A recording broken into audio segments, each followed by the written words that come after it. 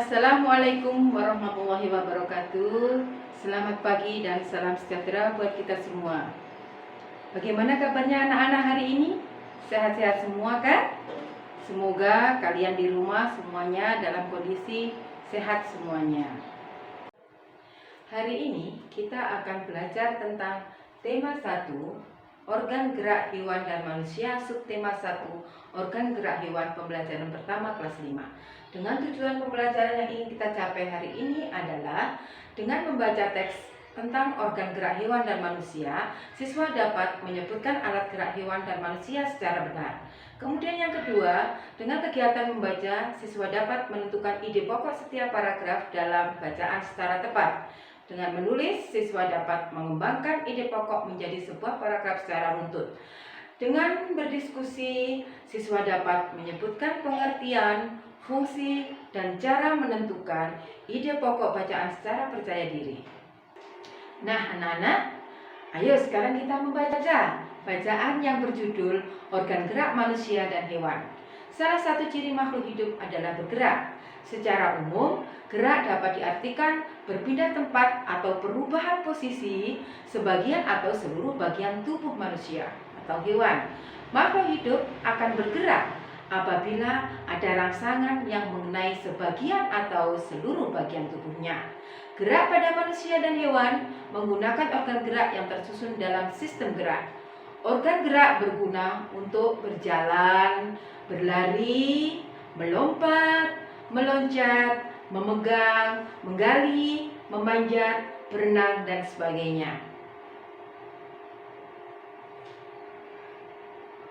Alat-alat gerak yang digunakan manusia dan hewan ada dua macam, yaitu pertama alat gerak pasif yang berupa tulang, dan yang kedua adalah alat gerak aktif yang berupa otot. Kedua alat gerak ini akan bekerja sama dalam melakukan pergerakan. Kerjasama antara alat gerak pasif dan aktif tersebut membentuk suatu sistem yang disebut sistem gerak. Hal inilah yang menyebabkan kita bisa bergerak. Tulang disebut sebagai alat gerak pasif karena tulang tidak dapat bergerak dengan sendirinya.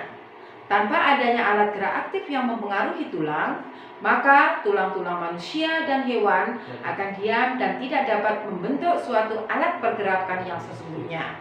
Walaupun merupakan alat gerak pasif, akan tetapi tulang mempunyai peranan yang sangat besar dalam sistem gerak manusia dan hewan.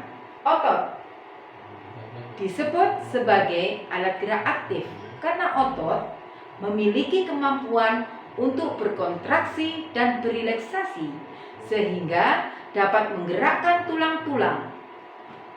Otot menempel pada tulang dan rangka manusia. Jika otot bergerak secara tidak langsung, tulang dan kerangka manusia juga akan ikut bergerak. Sekarang bagaimanakah kita akan belajar tentang ide pokok? Ide pokok adalah gagasan yang menjadi dasar sebuah paragraf. Sedangkan fungsi ide pokok adalah menjadi dasar pengembangan paragraf. Bagaimanakah cara menentukan ide pokok? Yaitu dengan cara membaca kalimat dalam satu paragraf satu demi satu. Menentukan inti paragraf tersebut. Inti paragraf itulah yang disebut ide pokok atau pikiran utama. Perhatikan anak-anak contoh di sini. Ada sebuah paragraf. Salah satu ciri dari makhluk hidup adalah bergerak. Secara umum, gerak dapat diartikan berpindah tempat atau berubah posisi sebagian atau seluruh bagian dari tubuh. Makhluk hidup akan bergerak apabila ada rangsangan yang mengenai sebagian atau seluruh bagian tubuhnya. Mari kita tentukan ide pokok dari paragraf tersebut dan kalimat pengembangnya. Ide pokok adalah salah satu ciri dari makhluk hidup adalah bergerak. Sedangkan kalimat pengembangnya adalah Secara umum, gerak dapat diartikan berpindah tempat atau perubahan posisi sebagian atau seluruh bagian tubuh.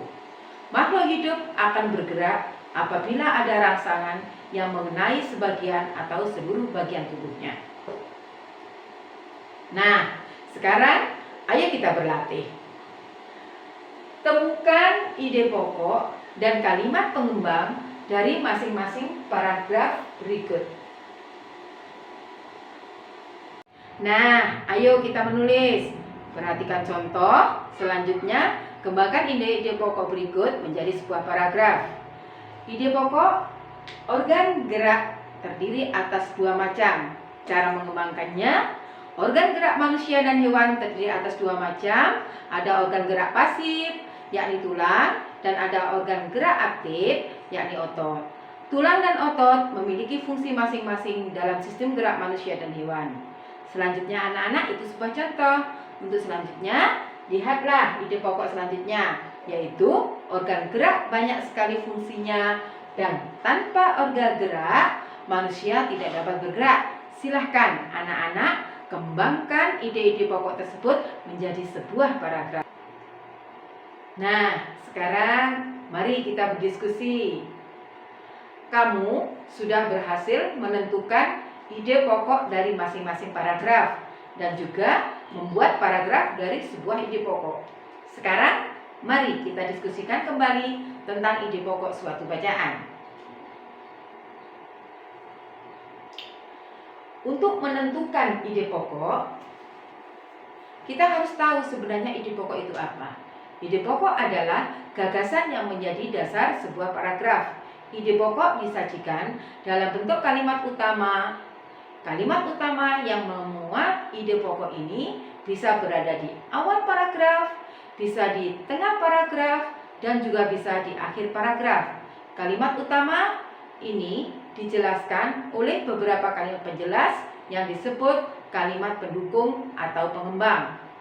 Fungsi ide pokok yaitu menjadi dasar pengembangan paragraf. Bagaimana cara menentukan ide pokok? Caranya membaca kalimat dalam paragraf satu demi satu, menentukan inti paragraf tersebut yang merupakan masalah utama yang dibahas dan diungkapkan. Inti paragraf itulah yang disebut ide pokok. Nah, yang kedua adalah mengembangkan ide pokok. Saat mengembangkan ide pokok, kamu harus membuat kalimat-kalimat yang berkaitan dengan ide pokok. Kalimat tersebut harus membentuk kesatuan yang padu dalam sebuah paragraf. Berikut adalah langkah-langkah mengembangkan ide pokok menjadi paragraf. Yang pertama, susunlah kalimat utama dari ide pokok tersebut, kemudian menulislah beberapa kalimat yang menjelaskan ide pokok tersebut, kemudian membaca kembali paragraf yang telah disusun, perbaiki jika terdapat kesalahan. Sekarang perhatikan kuis yang Ibu berikan anak-anak. Di sini ada satu paragraf yang Ibu berikan. Alat-alat gerak yang digunakan manusia dan hewan terdiri atas tulang dan otot. Kedua alat gerak tersebut bekerja sama saat manusia dan hewan melakukan aktivitas. Jadi, manusia dan hewan memiliki kesamaan alat gerak. Nah, pertanyaan kuisnya yang pertama adalah, apakah ide pokok paragraf tersebut? Yang kedua, alat gerak apa yang digunakan manusia untuk melakukan aktivitas? Yang ketiga, sebutkan kalimat pengembang dari paragraf tersebut. Yang keempat, mengapa tulang dinamakan alat gerak pasif? Yang kelima, apa yang dimaksud dengan sistem gerak pada manusia? Coba jelaskan. Nah, anak-anak, cukup sampai di sini materi yang Ibu sampaikan tentang organ gerak hewan dan manusia, serta bagaimana cara mencari ide pokok. Mudah-mudahan apa yang Ibu sampaikan hari ini bisa bermanfaat untuk kalian. Ingat, tetap menjaga kesehatan dan terus semangat belajar. Wassalamualaikum warahmatullahi wabarakatuh. Dadah.